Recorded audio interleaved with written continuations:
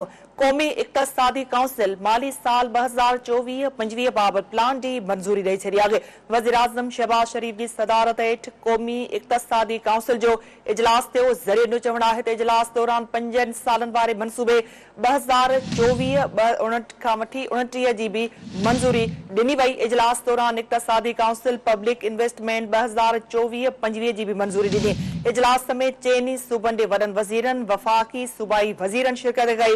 क़ौमी इक़्तिसादी काउंसिल माली साल 2024-25 बाबत प्लान जी मंजूरी ॾेई छॾी आहे। वज़ीर आज़म शहबाज शरीफ जी सदारत हेठि क़ौमी इक़्तिसादी काउंसिल जो इजलास थियो। ज़रिए जो चवणु आहे त इजलास दौरान 5 सालनि वारे मनसूबे 2024-2029 जी भी मंजूरी ॾिनी वई।